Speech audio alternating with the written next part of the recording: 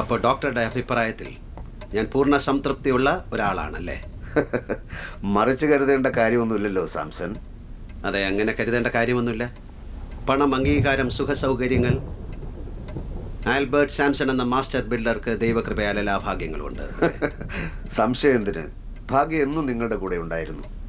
അതെ, ഭാഗ്യം എന്നും എൻ്റെ കൂടെ തന്നെ ഉണ്ടായിരുന്നു. ആ പഴഞ്ചൻ തറവാട് കത്തിപ്പോയത് നിങ്ങളുടെ ഭാഗ്യത്തിൻ്റെ ഉദയമായിരുന്നില്ലേ സാംസൺ? അവിടെ കെട്ടിപ്പൊക്കിയ വീടുകളിൽ നിന്ന് നിങ്ങൾ എവിടം വരെ എത്തി അതാലോചിച്ചിട്ടുണ്ടോ?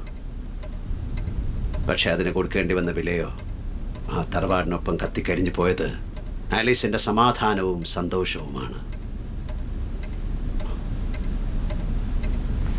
13 വർഷം കഴിഞ്ഞു ഡോക്ടർ.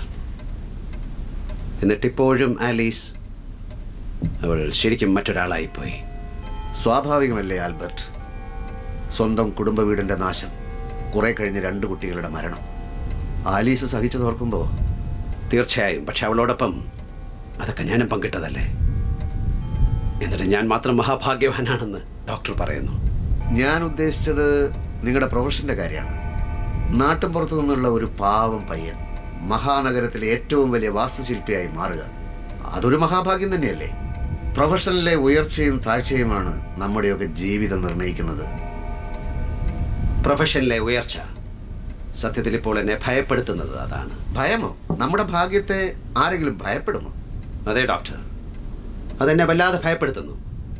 അജ്ഞാതമായ ഒരു ഭയം എല്ലായ്പ്പോഴും ഒരു നിഴല് പോലെ എൻ്റെ കൂടെ. മനസ്സിലാവുന്നില്ല. ഭാഗ്യം ഒരു ചക്രം പോലെയല്ലേ ഡോക്ടർ? ഏത് നിമിഷവും ഒരു കറക്കം തീർന്നു. താങ്കളുടെ ഇപ്പോഴത്തെ നിലയിലെത്താൻ ആർക്കാണ് കഴിയുക? അവർക്കത് കഴിയും. ആർക്ക്? പുതിയ തലമുറയ്ക്ക്. ഒരു നിമിഷം കൊണ്ട്.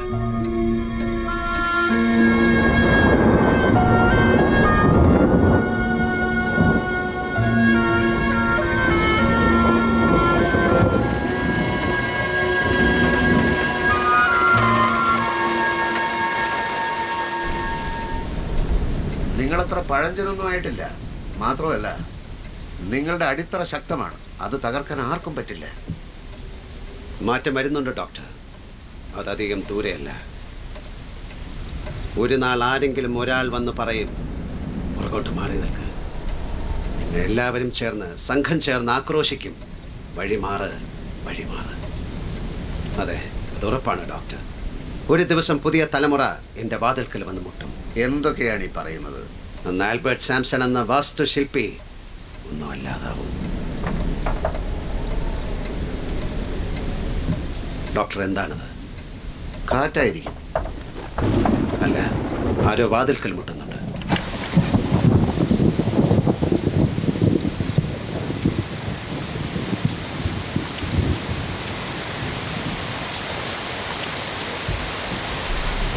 ഞാൻ അകത്തേക്ക് വന്നോട്ടെ? താങ്ക്സ്. മുഴുവനും നനഞ്ഞു. എന്നെ മനസ്സിലായില്ലെന്ന് തോന്നുന്നു.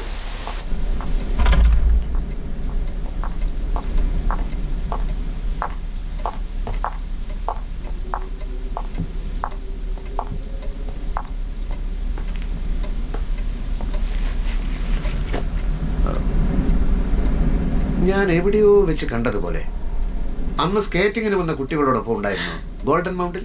ഓ, doctor Isaac, you here. Great.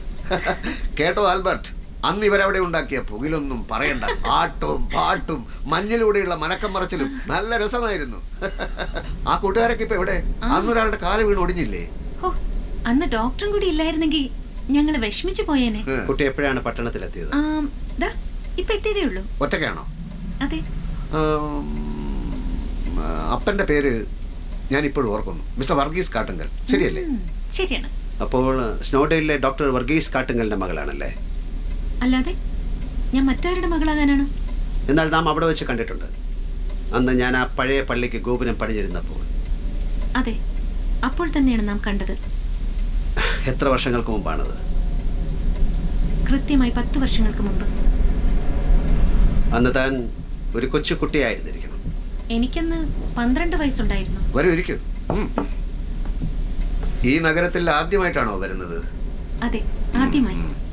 ഇവിടെ ആരെങ്കിലും ബന്ധുക്കൾ? ഇല്ല, എനിക്കിവിടെ ഒരാളെ മാത്രമേ അറിയൂ. ശരി, ഞാനൊരു കാര്യം ചോദിച്ചോട്ടെ? ഇന്ന് രാത്രി എനിക്കിവിടെ തങ്ങാമല്ലോ? പിന്നെന്താ, ഇവിടെ താമസിക്കാമല്ലോ. അത് മാത്രമല്ല, ഈ ധരിച്ചിരിക്കുന്ന വസ്ത്രങ്ങളല്ലാതെ എൻ്റെ കയ്യിൽ മറ്റൊന്നുമില്ല. ബാഗിലുള്ളതെല്ലാം മുഷിഞ്ഞിരിക്കുന്നു. അതെല്ലാം ഒന്ന് വൃത്തിയാക്കുകയും വേണം. സാരമില്ല, അതൊക്കെ ഏർപ്പാടാക്കാം. ഞാൻ എൻ്റെ വീട്ടുകാരിയെ വിളിക്കാം. ആലീസ്, താനൊന്ന് ഇങ്ങോട്ട് വരൂ.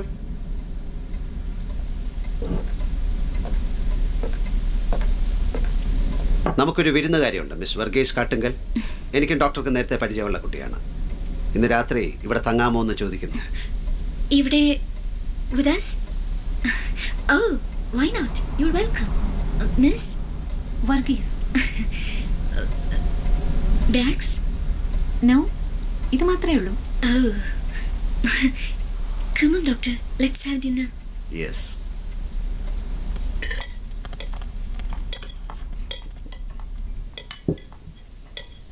Thank you. മിസ് വർഗീസ് ആ കുട്ടികളുടെ മുറിയിൽ താമസിച്ചോട്ടെ അല്ലേ? എത്ര കുട്ടികളുണ്ട് ഇവിടെ?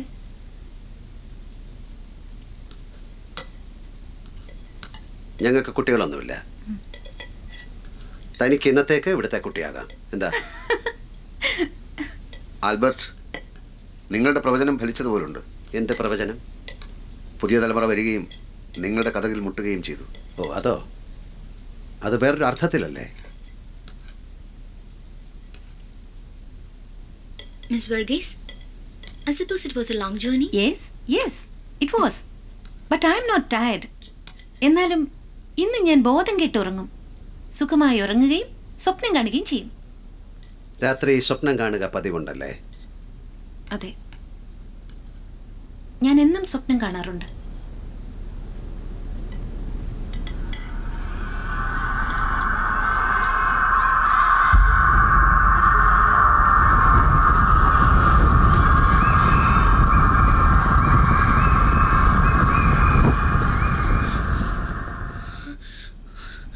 Albert,